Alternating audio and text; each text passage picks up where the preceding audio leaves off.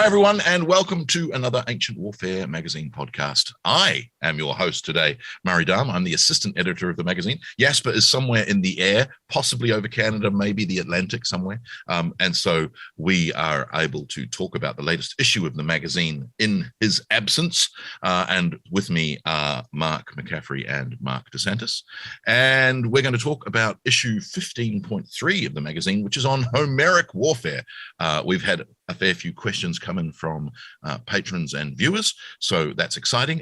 But I was joking just before we went on air that really for the entire podcast, all I need to do is ask two questions, one of which is, what is the nature of Homeric warfare? And the second is, what do we mean by Homeric? So those are big, thorny questions that will take a lot longer than we've got to speak. So let's see how far we can get. What do you think we mean when we say Homeric warfare, Mark?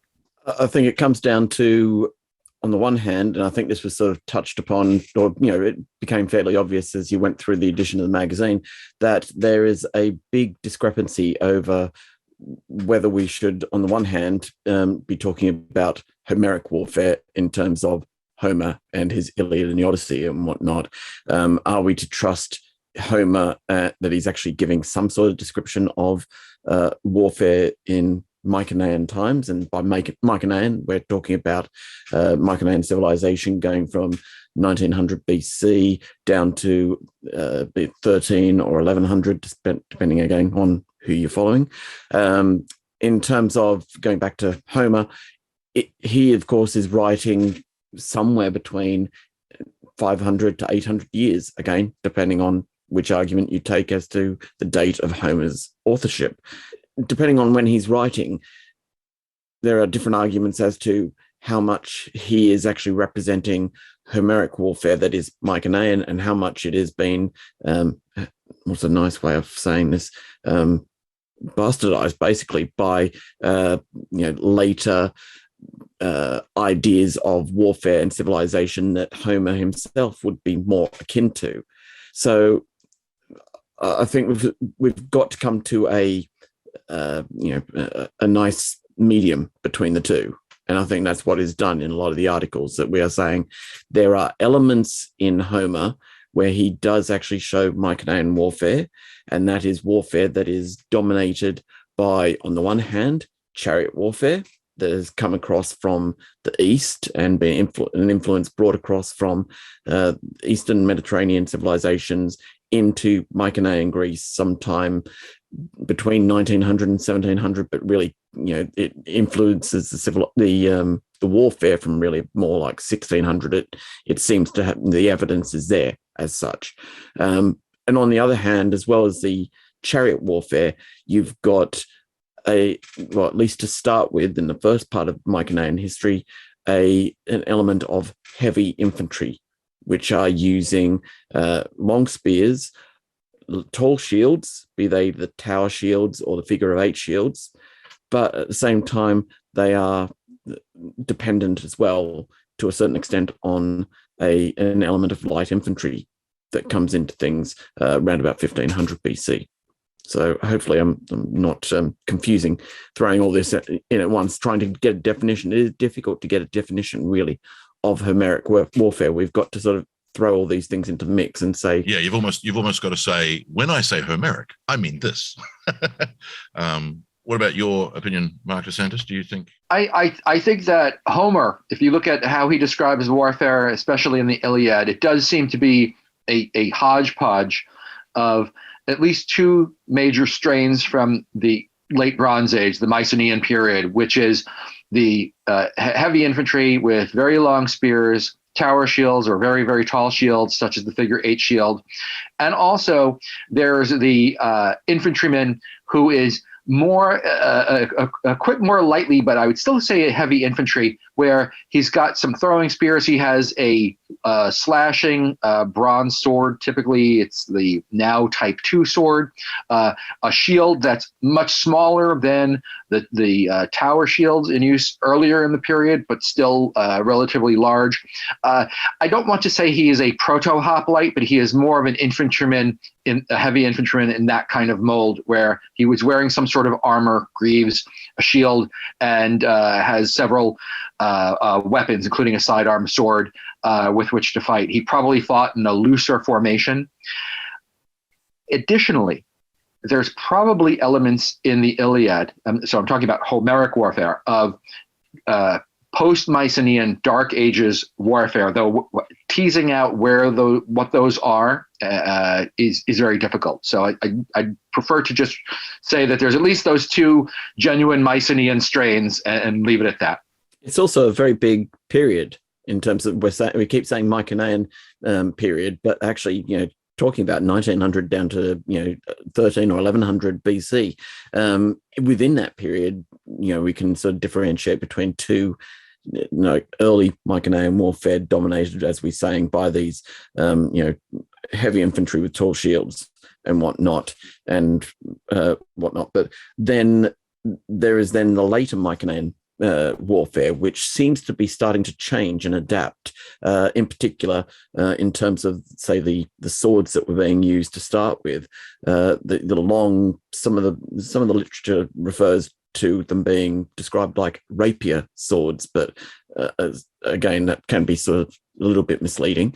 Thin bronze swords, very short tang to them, that are used for stabbing, and they're being used for stabbing over those tall shields and whatnot.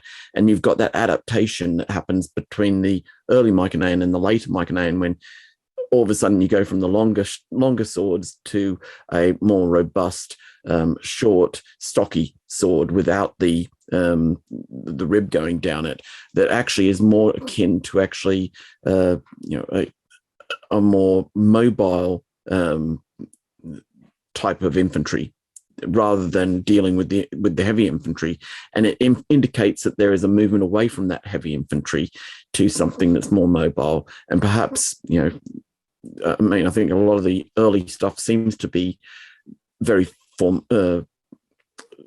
very formal warfare between either Mycenaean states themselves or with the other civilizations of the Near East that are fighting in a very similar way. And then there seems to be, as you go through the period, an adaptation to more warfare that isn't necessarily going to be on an even keel, on a flat pitch.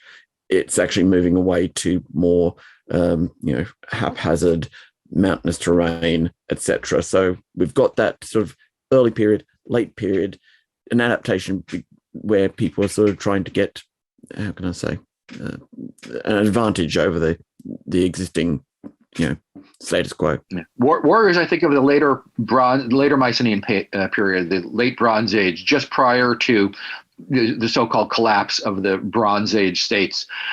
They strike me as being fighting in less formal lines, that is more capable of independent movement amongst themselves. If we look at the representations we see on the warrior vase from the Mycenaean period, they look like that they were heavily equipped, right? I'm saying heavily equipped in the sense that they were not light infantry, but they actually were mobile enough that they could fight in irregular formation. They had throwing spears, they had swords. They strike me as being very capable, though not fighting in, and I'm going to use this term advisedly because I'm importing it from the classical period, but they strike me as being fighting in a phalanx, that is the long spears, the tower shields, so some more of a formal lines as opposed to the later warriors. Well, I think that one of the other problems we've got there is Homer uses the word phalanx, but of course it's never a technical term. And then it becomes a technical term, but it's the same word, and its meaning evolves. It goes from massive men to a specific kind of massive men, which is really not very good because they're both phalanxes. And I think the other thing that's interesting, of course, is that Homer describes warfare which fits the model of Mycenaean and late and even early Mycenaean warfare. You've got warriors encased in bronze, which is the perfect description for a Dendra panoply hoplite, but that's pre-Trojan War. You've got, boar's tusks helmets described in an intricate detail, and then in the archaeological record we have them found perfectly matching the description of Homer, and yet they're 1600 to 1500 BC. So they're 200-300 years before we think depending on the phase of Troy that the battle, the destruction of Troy is, which, depending on who you are, is either phase 6H or 7A. So you're either 1240 BC to 1080 BC is when most people will date the war. Schliemann, of course, who found Troy, dated it to Troy, what we now call Troy 2. So much, much earlier. The Mask of Agamemnon is a 1600 BC artifact. So there's those aspects of it, which are like, wow, yeah, those fit. And then there's the battle taxi aspect of Chariot Warfare, which doesn't match with the Chariot Warfare like Mark was describing being imported from the Near East. That those are mobile archery platforms. That doesn't happen in Homeric warfare as described in the poem. They dismount from their chariot to fight, which is a very peculiar kind of like, really? And when you look at the battle taxi aspect of the chariot, the closest parallel, as far as I know, is the Britannic warfare when Julius Caesar encounters it. You're like, wait, whoa, that's 1,000 years later. And so there's that kind of issue. You've then got these hero warriors whose equipment and heavy armoredness is described with their Tower of Eight Shields and, Ajax and all of those. But then there's their men, like the Myrmidons. So they've got men, and are they like the warrior bars? So they sound more like, to me, the pro-Macoi that are actually, being used to sort of race out from behind those tower shield, heavy infantry, and actually, launch individual attacks or swarming attacks on the opposition heavy infantry and whatnot. So are they what's depicted on the warrior vase or in the frescoes, from various palaces? It's such an interesting evolution. I think on the seal stone actually is more the seal stones from the graves in Mycenae, that warrior that comes out brandishing the shield, only boar's tusk helmet. That's what I picture as the Mycenaean. As the Myrmidons as such. And they're also very mobile in those seal stones and rings and signets and things. They're clearly not like when we look at the Dendra panoply. You're pretty much a bronze statue, immobile, maybe stabbing with a spear, but not particularly agile. And when you look at those seal stones, clearly these are warriors in a kilt with very little armor because they've got an enormous shield, but they seem to be quite agile, mobile, very flexible on the battlefield. And I mean, I don't want to start a controversy, but one of the things I actually quite enjoyed about the movie Troy was the making of Achilles and Hector's martial arts into a very mobile form of dueling, not a I stand here and throw and then you throw back and it's very stilted. It was actually quite he was spinning. I don't know about the spinning of the shield and all of that, but it was certainly designed to look much more athletic and martial than we might have thought. What we're fighting against, I think, here is, that traditional, idea that we've got to have one style of warfare or one style of warrior in this period. And I think, if you really get to grips with it, you start to realize that actually it is combined arms that you're dealing with here in the Mycenaean period that you have got. And it's difficult to see because we are basing our assessment on simply the archaeology of the grave finds and a couple of very confused descriptions from Homer. But if you take away the bit about saying he's confused, actually what he's describing is that he's describing multiple different styles of warrior present on the battlefield, working in collaboration with each other, working in different combinations as such for different purposes. And we've just got to get our heads around that. I think it's also the problem that it's cohesive. It doesn't, the boar's tusk helmet battle taxis don't jar. They don't like, well, that doesn't work with that. It's like, no, he's painted a cohesive picture of warfare that works. And I think that's one of the issues with earlier scholarship was that Homer, we don't want to, bag out Homer at all. So therefore, Homeric warfare was the warfare Homer describes. And I think the evolution has been, no, there's warfare at the time of the Trojan War, some of which perhaps accidentally, perhaps as a kind of an archaeological piece of poetry is described by Homer. And then there's the warfare that Homer is describing of his own time, whether it be 750 BC or 8th century or whenever we think the poem gets formalized. He's describing that warfare as well. And that's, I think, one of the big problems is that reconstructing it from the archaeological record, from finds and, relief descriptions of warfare, like the stones and things like that, and frescoes and some others, is tricky and pretty much open. Like for a long time, the wounds in Homer were the way to describe, that they threw spears as opposed to thrust spears. But there are spear thrusts. The swords slash in Homer much more than they pierce. But they do pierce. So there's both types of sword. There's both types of shield. More common, which no one ever sort of talks about, people's heads get smashed in with stones a lot of the time in Homer. It's like, where's the stone throwing? This is not a psiloi, a light-armed Athenian grabbing a stone and piffing it. This is a heroic warrior grabbing a rock that no other man could possibly lift and smashing your head in with it. And so in a way, I think one of the things about the Homeric poems, even now, is how visceral they are. So much of the poem is describing that the spear point will exit between the third and fourth rib.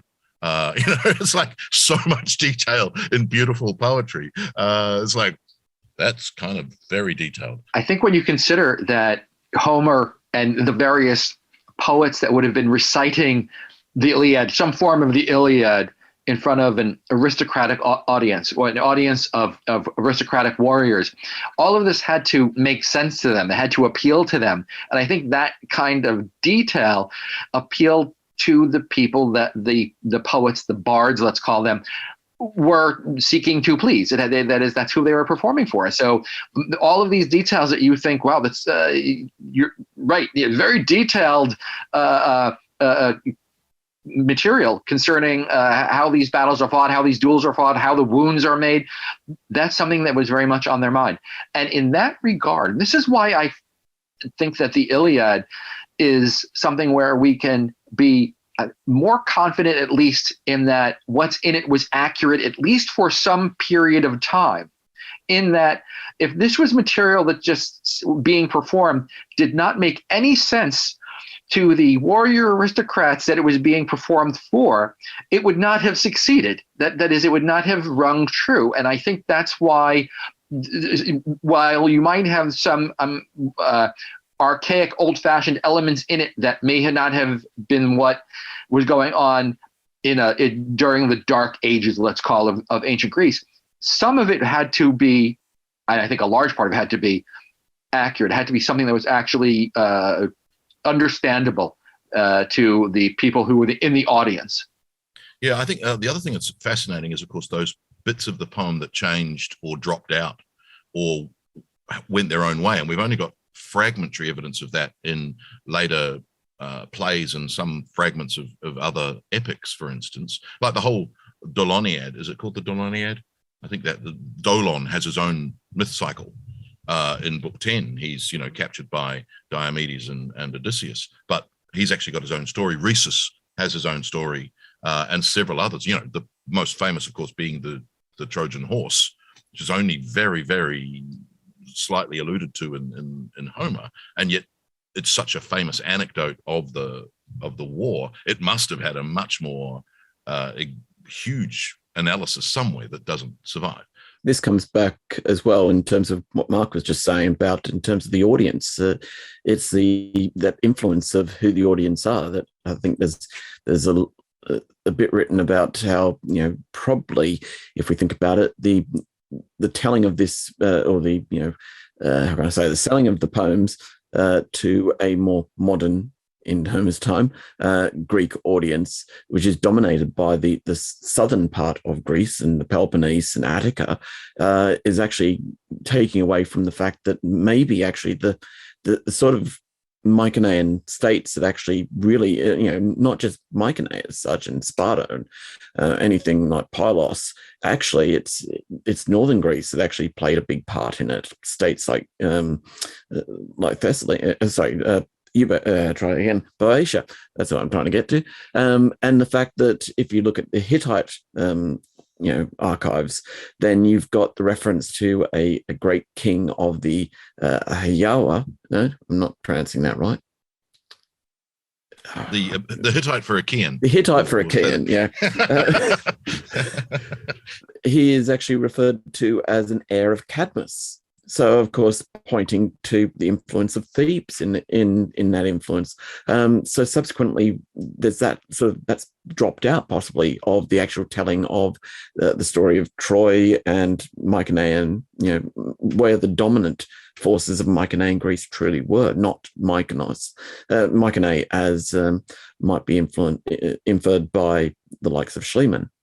So, I mean, Crete gives 80 ships, and when you start to go, which are the regions giving the most ships? Obviously, Agamemnon, but also Nestor. So the island troops, and those as well. But then Crete is massive in that, as well as the other northern states. But since Lindsay's not here, let me ask you this. And that is, do you think, therefore, that as chariots became less used in mainland Greek warfare, the description of what chariots did in Homer's poems modifies itself down to the battle taxi, because that's what the aristocracy of Greece in the Dark Ages and beyond understood? Because talking about mobile archery platforms, and Homer does include the much later denigration of the archer, Alexandros / Paris is abused as a coward's weapon, and yet archery is, at the same time, Odysseus as an archer isn't abused as being a coward. His bow is integral to the plot of the Odyssey, and Teucer and several others are clearly capable and appreciated archers, and yet he also has this denigration of the archer, which we find in later hoplite warfare ideology. Do you think, therefore, that change in how chariot warfare is described corresponds to a changing attitude through the aristocracy, that we don't do that anymore? Oh, we don't fire arrows from chariots. We dismount and fight as heavy infantry. What do you think? I would say, in terms of going to the bow, certainly it's really the later attitude of a bow as a distance weapon that is fired by cowards who will not get up close and engage. But then again, you've got the bow of Heracles pops up in the Iliad as this monumental plot point of this is going to change the war. You've already mentioned Odysseus's bow, which is handed down, and you get the description of generation to generation. It's been handed down as a piece of honor, and that's why it's up there on the wall in his house. He doesn't take the good one to war. It's too important. They are all status objects, those bows, and even when it comes down to the bow on the battlefield, you've got different styles of bow in terms of a self bow being used by your common the louse, the common infantry as such, but then you've got these guys who we've referred to already, the promachoi, who not just the ones who are armed with the sword, the pakana, running out to actually attack the heavy infantry. It's also the archers and the slingers running out, and these guys who are working in combination, I'll get my terminology right, the toxotas, who are working in combination with the heavy infantry, running out to take their sniper shot as such, take down their foe, and then running back for protection behind the large tower shield or the figure eight shield. These guys are using a composite bow. There's a different style of bow for different levels in the army, and it represents that, again, that status level being very clear. It seems to play a very big part. And here we are with Homer, on the one hand, it sort of comes through, and then he just can't help himself. It's like the archaeological leftovers, it's like the boar tusk helmet. So he is very important archery, and then there's influence of his own time. Here's the modern attitude. And it's like, hang on, you got those two things which sort of kind of contradict each other, but you never address that. So we'll live with it. I think one of the other things for me that's really fascinating in not just Homeric warfare, but in later phases of warfare as well, and our obsession with what did uniform look like. You just mentioned that the bow gets handed down for generations. When Odysseus is arming in Book 10, he gets given a boar's tusk helmet, which technically is 500 years old by this point and should be out of phase, but it's been handed down. Someone estimates that the number of boar's tusks on a boar's tusk helmet means 50 boars need to have been killed to make a single helmet. So it's clearly a status item. They exist today. The ivory is still, they would be effective as helmets for long periods of time. And the idea that, a shield, a sword, and some of these swords, there was an archaeological find a couple of months ago in Scandinavia where a sword was pulled out, still sharp, 1,000 years later. So the idea that you can have a bronze sword that's handed down, was granddad's sword, and is still sharp and usable is absolutely fine to me.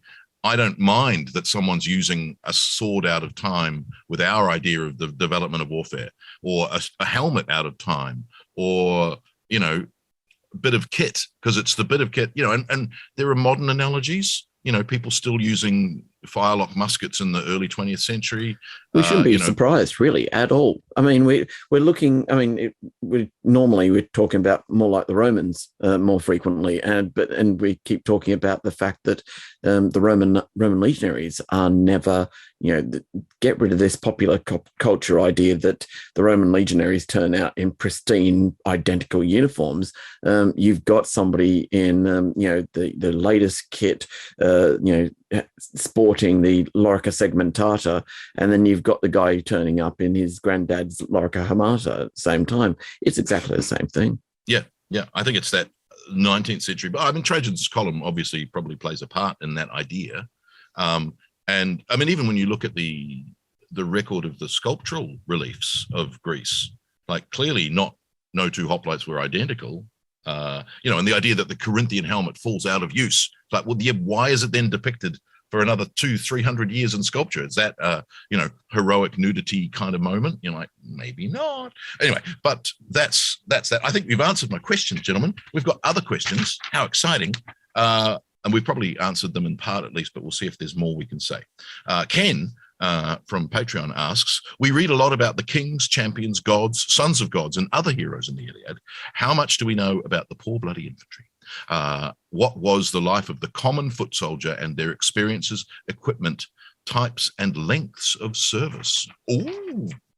Well, if you're thinking about Mycenaean civilization being a palace civilization as such, I think early archaeology sort of focused on the actual palace remains as such. And you had, say, for example, with Troy, when Schliemann excavates Troy, he focuses upon the hill. I think there's more of an understanding these days that actually you have the palace dominating, just like later Greek settlements, that you've got an acropolis as such, with dominated by the state buildings. Maybe there's a better term for that. And then around the acropolis, you have got the supporting settlement. And at the same time, as well as your palace and the settlement that is attached to it, you have then got a certain territory. If I think of Pylos has got the palace, it's got a attached settlement. But then if we look at the tablets that have been discovered at Pylos, they refer to the territory around Pylos, stretching down to the Messenian Gulf, isn't it? Yeah. Stretching down to Messenian Gulf and almost up as far as, I think, Olympia, in terms of the number of settlements which would actually be attached to, how can I say, the seat of power as such with Pylos. And with all those individuals there, they would be called upon as retainers. Basically, it's a bit of a feudal system, really, to actually be called out in time of warfare. They are reliant upon their, the seat of power in that area. We don't hear about them much in terms of the poetry of Homer, but at the same time, maybe that's, if we think about the ships that are going to Troy, and Homer's telling us that they're 50 to 20 to 50 seat ships as such, and then you sort of start thinking about the Odyssey, and what's the big issue in the Odyssey is Telemachus at home dealing with the leftover aristocracy of the kingdom as such. It seems like there's it's only the cream off the top of the crop, which actually goes off to Troy. So maybe Troy is not the best example. We don't see the common man in Troy in the poetry of Homer, maybe for a reason that this maybe isn't the best conflict to use it as an example. I think one of the things for me, of course, is the idea of it being a 10-year war. And the idea, it's not, they don't arrive and then stay for 10 years. I think the fact of the matter is that when you compare it to later warfare, they arrive and they campaign and then they leave. And then the next year they come back. And so there's a toing and froing for that entire period, if you accept that period at all. So it's much more akin to the Archidamian War and the Peloponnesian War, where there's yearly invasions of Trojan territory, and there's fleets that come and go, and we get peripheral mentions of sacking of Thrace and other islands. So there are other expeditions happening. It's not all happening on the coast of Troy. So I think it's a much more widespread war with some of those aristocrats who've been to the war may have come back. In the Odyssey, none of them claimed that they fought. So probably they didn't grow up, or they dodged, they were draft dodgers of the ancient world type, found a reason not to go. Yeah, the late Mycenaean armies don't strike me as being militia armies as we would understand them from the city-state period. That is, to the extent that we have a handle on what city-state hoplite or proto-hoplite warfare was like from 800, 700 BC onward, where at least property owners, meaning like you were a farmer, a yeoman farmer, and you had to show up with your helmet, your breastplate, your shield, your spear, and fight. I don't think that the Mycenaean army was like that. Now, that doesn't mean that the common soldier did not exist, that it wasn't some sort of conscript or someone didn't owe some sort of service. I can imagine that those benches on ships were oftentimes were being rowed. They were filled by rowers who were non-aristocrats. I don't think that these were your purely aristocratic crews that were going out there to raid. But the sense that I get from Homeric warfare and once again, this is probably also a legacy of who Homer is focusing on, because who he's performing for, or bards in the Homeric tradition. They strike me it strikes me as being a much more aristocratic kind of warfare, elite warfare, and that in itself is not. I think is understandable. That is the idea that you would have a very narrow warrior aristocracy at the top of a much larger mass of commoners, and that the only people who fought were the ones who were well enough off to afford the expensive equipment. That's my take on this. I wish I could say more. It's just that I don't see the evidence of massed armies of relatively, typical common man soldier. Yeah, for me, the most sort of likely analogy in terms of size and who's participating is the Vikings.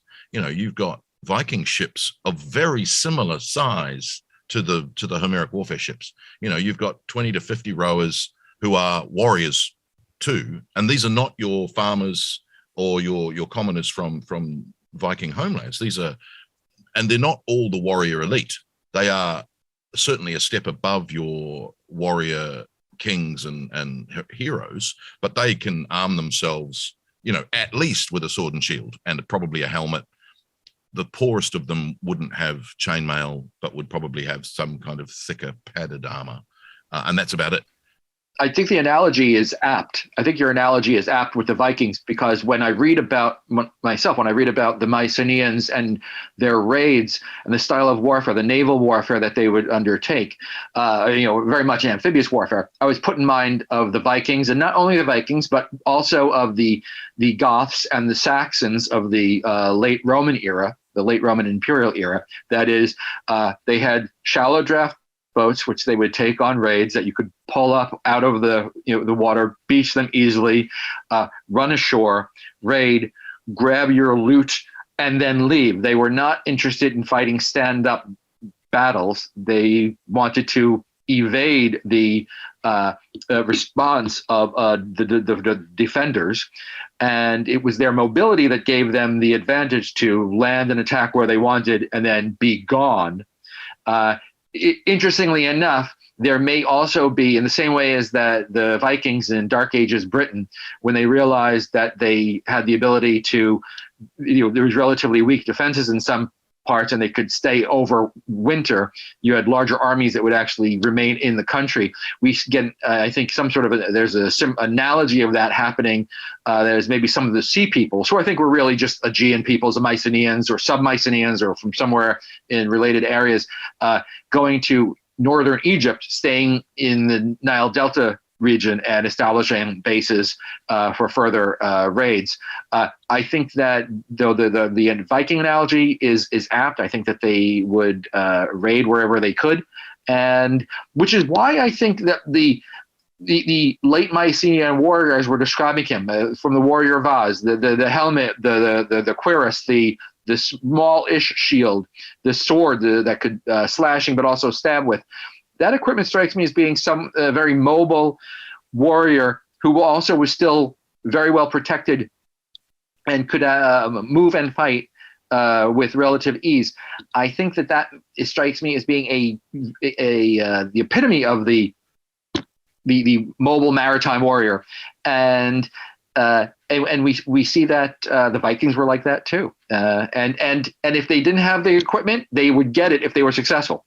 Yeah, and I think also that kind of mobile warrior, even in massed numbers, which seems to be the expedition to Troy, they don't engage in traditional sieges. There are not siege equipment, which is, of course, what we find described in Homer's poem, is the idea that this isn't a siege in the sense that they're circumvallating the wall. There's no siege engines brought against it. It's very much, nya, nya, nya, nya, nya, we're encamped in your territory. What you going to do about it? Which is, very good siege strategy. But it's interesting for me, it was always that, here we are at the end of the war.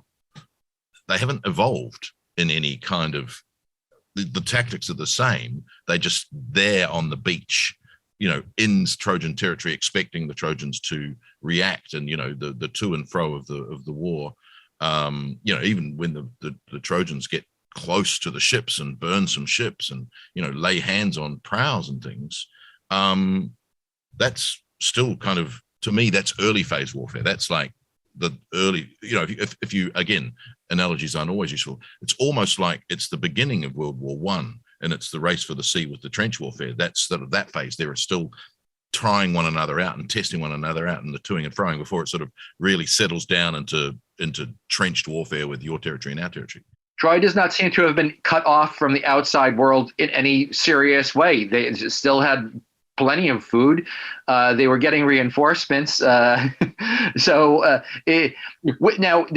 has been described as, if you were going to try, and I don't see how you could actually do this for a battle that was allegedly taking place sometime in the 13th century BC, but that the Trojan War is really just one campaign out of a much longer conflict, and to see it as a 10-year siege, the way we understand a siege, is inapt. So presumably, whatever was going on was a broader conflict, and that there was fighting around Troy. Now, Troy itself was destroyed; it was damaged, and so something terrible happened to it. presumably, though, that there were conflicts up and down all across the Aegean, and with maybe a rotating cast of combatants, but trying to link the events of the Trojan War as I'm using Trojan War in quotes with what we read about in the Iliad and the whole cycle of mythological elements that go along with it, the whole galaxy of that. I think it's very difficult to do, but I do think that somehow something rings true about it. And once again, I have to come back to the idea that this was a poem that would have been performed for an aristocratic audience, and they would not have listened to it if nothing about it made sense to them. So we've lost Mark McCaffrey somewhere. He's dropped out, but we will soldier on, Mark and I. The second question is from Brian from Patreon. Do we have any good info on chariot warfare? Yes, we do. Did they use chariots like the Egyptians and Hittites, as in the Battle of Kadesh, or did they use them as troop transport a la dragoon style? I don't think dragoon style. So the chariot and charioteer partner, so the driver and warrior, is very much an elite of the elite partnership in the Iliad. There's very few lesser warriors who get a chariot. So it's very much the leader is in a chariot with his driver, that they ride to battle, soldiers are behind them, and they dismount to fight. There's very few encounters in the Iliad where there's chariot to chariot warfare. There's a couple of moments where a warrior is hit in the chariot, generally by someone dismounted, but generally they dismount to fight. If I could also add to your point, make an observation, is that trying to compare chariot warfare among the Mycenaean Greeks to chariot warfare among, say, the Hittites or the Egyptians, to my mind is very difficult, because I struggle to get a handle on how the Hittites and the Egyptians use their chariots. I think that we have this, or at least it can come across as ideas, is that the chariots themselves were the ancestral or proto armored cavalry, right? That is, they were they were used in analogous fashion to a heavy armored cavalry of the of later centuries. And I don't know how apt that is, because if we look at one famous battle where we know that mass chariotry was used, we have the Battle of Kadesh. And the sense that I get, there were repeated charges made by Ramses and his Egyptian chariotry against the Hittites, who also had chariots. But I don't see how they were charging in to combat into using lances against each other or hand weapons. I think in many of these cases, they were mobile archery platforms. Now, I know that the Hittites are generally not portrayed as much as being mobile archers with their chariots, but I think that for the most part, there would have been sallies or charges of not necessarily, when I say advances to contact, they would ride up, shoot their arrows, retire, and then come back again.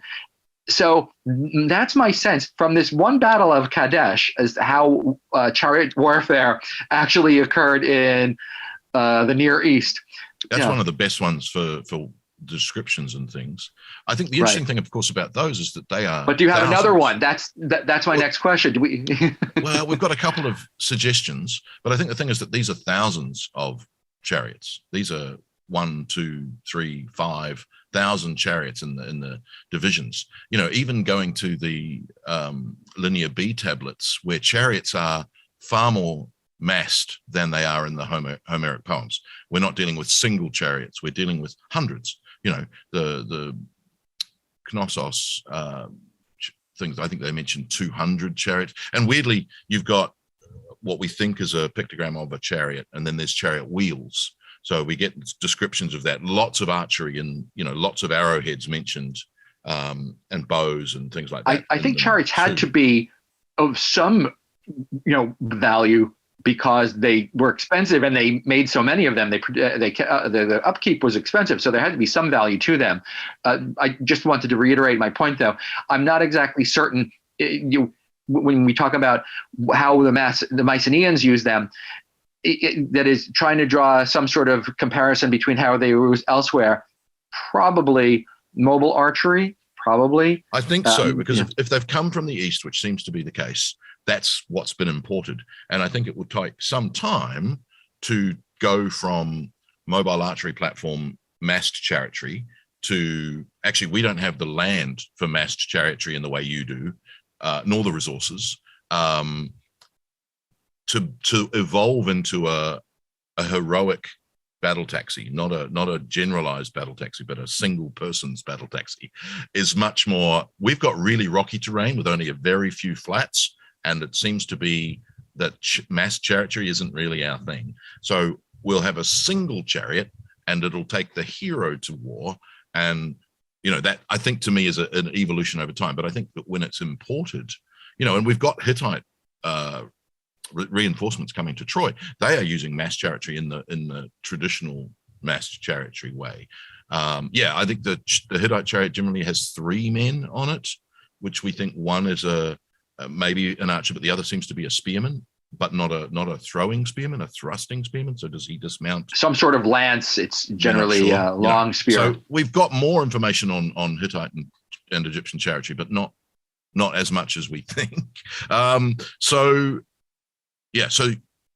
answer to that, yes, we do have good information. Maybe it was like those, probably not, but it could have been, and then it evolved into the poem description of the battle taxi. Right. Mikius, apologies if I say that wrong, from Patreon, says, any leads on what portions of the army were spearmen versus swordsmen? No. Very short answer. We've got, and I think the other thing is, of course, that most of the descriptions of combat, these warriors are fighting in whatever tool comes to hand. If it's a bow, if it's a spear, if it's a sword, if it's a rock. So it's a very visceral description of warfare. The analogy to, say, Greek hoplites with the primary weapon being a spear, or Roman legionaries with the primary weapon being a gladius, it may not be accurate. That is or in just the same way, though, that Roman legionaries carried a throwing spear, let's call it, that's what the pylon was. And also hoplites would have a sidearm sword just in case they lost their spear. That is, dividing Mycenaean warriors into swordsmen or spearmen may not be the proper question for it. Maybe I had both. Yeah, and the other point is, there are so many large rocks to hand for these warriors to pick up and throw. That is not ideal territory for chariots. Generally much flatter, less rocks, but there's rocks everywhere when you need one. Right, Josh asks 2 questions. The Odyssey speaks a lot about raiding. Is there any evidence for piracy in naval fleets? Yes, there is. And even in the Iliad, there are raids alluded to. We get Achilles talking about the raids he's gone on and how many he's killed. So absolutely. I think raiding was a casual, common mode of gaining wealth among the Mycenaeans. And it did not matter how high up you were in the social ladder. That is what a leader did. And in fact, you probably remained a leader by being a great leader of raids, and your followers would come with you. And if you were successful, you got more followers and you kept the ones that you had. And that's what you did. Yeah. And the bragging of what they did on those raids is a big part of both the Iliad and the Odyssey. And even later, the exploit. And probably still to this day, people talking about their exploits and, so-and-so and such a raid, or things like that. Right. Josh follows up with, what evidence do we have for heavy infantry? I think we've answered that one. How did they fight? I think we've answered that one. He's thinking about the Dendra panoply. Looks like Ned Kelly. I think it's an interesting thing, because I think the Dendra panoply are probably a bit like medieval knight armor. And I know there have been some reconstruction and some reenactments using Dendra panoply, that it's much more mobile than you think. It's 15 plates that interlock. So you are covered in bronze. So you are much less mobile than someone who's not covered in bronze. But I think it's A, more flexible than you think. B, you're also you're literally a shining status symbol at the head of the army, because that's expensive stuff. So you're there to look great and probably be impenetrable. So you aren't going to fall wearing that panoply. Someone getting a wound on you that's going to topple you is very unlikely. So in a way, you're a shining beacon at the head of the army that will always stand there. And probably there's thrusting going on. I don't know about the ability wearing that panoply of firing a bow or throwing a spear. But I think there's certainly some capability, and probably requires a bit more. I'm sure the reenactors can answer and say that, yes, I can fight like this, which is probably but again, that could be an idealized duel. That it's, if you've got two Dendra panoply wearing warriors facing one another, it's going to be landing blows, not necessarily causing wounds. And, you know, standing at the front of your army and they do a lot of the fighting and you do a lot of the looking great. Right. Samuel asks, how far do you think Homer's narrative genuinely reflects late Bronze Age Mycenaean warfare as to oppose, I think we've answered this, as opposed to warfare of the Archaic period when the epic poems were finally committed to paper? I think we answered that in our. Yeah, that's very difficult to say. It's a great question, but it's difficult to say because my take is that while I'm treating the early Mycenaean period and the late Mycenaean period and the Dark Ages or the Archaic period as distinct eras, I think that there was probably a lot more continuity between them than we usually would give them credit for. That is, in the same way as that when the Roman Empire fell, Roman weapons and didn't suddenly become obsolete. They still existed. And if you looked at a sub-Roman British army, you would probably have seen something that looked a lot like a late Roman imperial army. I think that Greek soldiers of the Dark Ages period, the Archaic period, probably would have looked a lot more like, at least a lot of similarities in late Mycenaean era warriors. So wonderful question. Difficult to say. Probably a lot more commonalities and continuities than the neat periods that we like to divide history into would suggest. Yeah, I think one of the big confusions, like we said before about the word phalanx, it's a dense mass of men. It remains a dense mass of men. It just becomes a specifically dense mass of men, but the word stays the same. And I think the other thing, of course, is that a line of men standing shoulder to shoulder with their shields looks very similar for 7 millennia of warfare. It happens to be a very effective way to avoid being outflanked, standing with shoulder to shoulder with the man next to you on either side. I think that it's just a natural thing.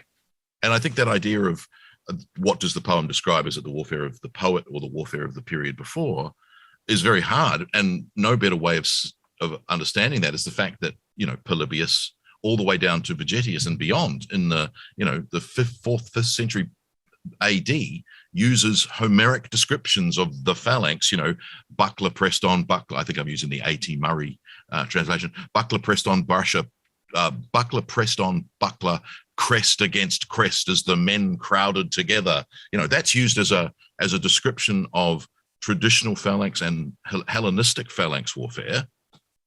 It's from Homer, describing what should be at the very latest mid-8th century BC warfare, but he's describing 12th century BC warfare, but it's describing accurately, according to Polybius, warfare 900 years later. So that's really hard to go, it's that, but not that, because those things look similar. And, we're dealing with spear wounds and sword wounds. They don't change. If you get struck by a spear today, you could probably find a passage in the Iliad to go, oh, look, just like this. Or, a sword wound today is going to be the same as a sword wound back then.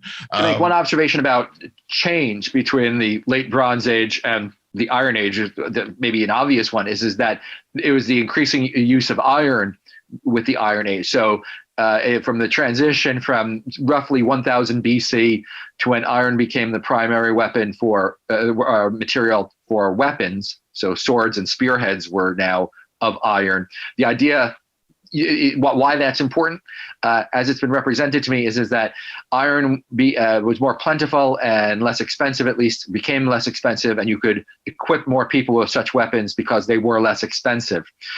Now, bronze did not disappear, as we know from classical Greece.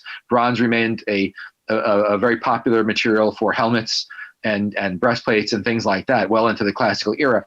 But one thing that Homer does not do is, at least I'm not familiar with this, I don't see evidence of him talking about iron weapons in his poems. That is, the weapons are bronze, and therefore somehow, and when we say Homer, we can talk about whether it was one poet or whether it was a group of poets over many years.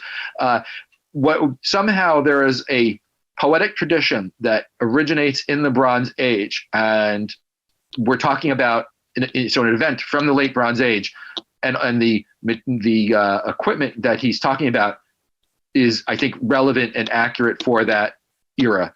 And Homer does not import, at least not too many, I don't think glaring examples of later things. There is the reference to the taller shields being circular, though, is there not? He describes it like an aspis when he's talking about a tower shield or a figure of eight shield in terms of usage, but he's sort of saying it's a huge round shield that covers the entire body. And here he can't be necessarily getting confused with the later pelter what I'm saying. Well, not the aspis, but the pelter that comes in at the later Mycenaean period. He can't be confusing that because he's saying it covers the entire body, that they're hiding the man behind. So he's sort of, it seems like he's sort of getting confused between how early does the aspis actually come in?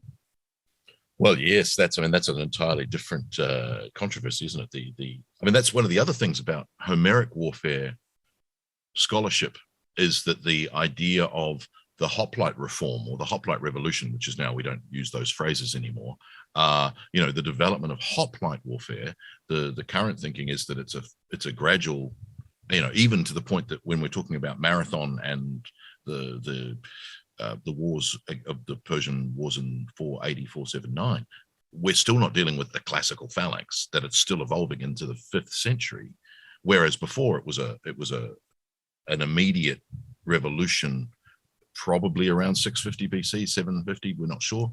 And that sort of idea now that actually what Homer was seeing is not hoplite warfare or proto-hoplite warfare. It's a long way away from what we understand to be hoplite warfare. So the sort of stretching out of the whole thing is really problematic.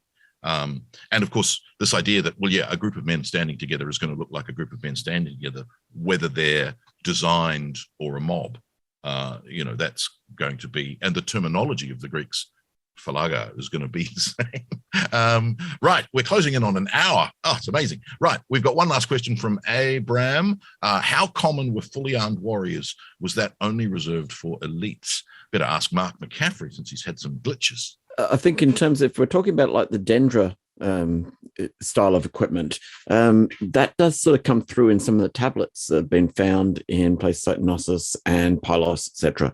And there seem to be sort of references to there being, and I think this is something I was going to actually about to say before my computer decided that it didn't want to play ball, that there are these references to the palace authorities seem to have the stores of equipment, in terms of, I think we were talking earlier about, the issue of how much do we know about the common soldier as such.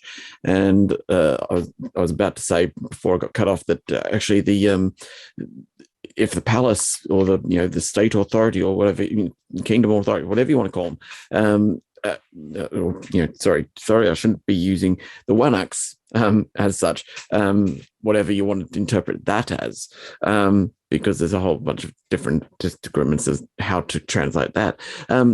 Whoever's under authority it is, they are actually dispensing the equipment that is being held in storage in the palace societies, and that includes these sets of armor like the Dendra equipment. And in those lists that sort of come through in the tablets, you're talking about 20 or 30 sets of equipment being held in each of those palace establishments. So it does seem to be that they're going to be held, they're the possession of the kingdom to be handed out, perhaps maybe to their what they deem to be their elite warriors, or to those, the landowners that they deem worthy of representing themselves in that fashion as such. But it gives us at least, if not who's wearing it, at least a rough number of how many from each of these cities is going to be wearing this sort of equipment. Yeah, and I think, the other thing is, what is a fully armed warrior? If you have a shield and a sword, are you fully armed? From later ages, when armor starts to get shed, a fully armed warrior is shield, helmet, spear, and sword. That's it. Nothing else is required. Certainly they pose as much of a threat to the enemy as someone wearing more protective equipment. Even on the vases, we get lesser armored, but still fully armored warriors. And I wonder whether it is, like we were saying before, wearing the latest Lorica Segmentata, or whether wearing Granddad's Lorica Hamata, you're still fully armored. You might not have the latest kit, but your iron armor is still as good, and your bronze helmet still as good. And, people have talked about pulling helmets out of the ground today that could still be worn, because of the way that bronze is protected when it oxidizes. So I think there's all sorts of fascinating caveats to what we know, and actuallys. Well, coming back to, we don't know who it is that's wearing the stuff, and it could be a mark of rank as such. It could be a mark of social social descriptor. If we look at I think it's actually the Dendra grave itself, actually, if I recall correctly, there are, it's not just the armor in that grave, it's quite a collection of stuff, including swords and whatnot. And again, that sort of, might indicate maybe we are dealing with some, a social marker here in terms of who's actually, but again, we're speculating. But also a political stability, if they're controlled by the palace authority, for lack of a better term, it's clearly, I don't trust my elite men to hold this themselves, because they might get ideas, or is it, I've got 30 people under my control, so I'll put what they have in my list, but actually it's over there in his farm, and he's got that one over there, and he's got that one, and one of the other things, of course, about this is that when they're buried, clearly it's a massive investment in equipment and wealth to put in the ground. But I think we're closing in on a long Ancient Warfare magazine podcast. So I better sign off, therefore, and thank Mark DeSantis and Mark McCaffrey for joining me today and talking about Homeric warfare. And we'll see you next time when we're having an in-betweener. And I don't think we know what that topic is yet. So if you've got a suggestion, please send it through. Thanks. Bye.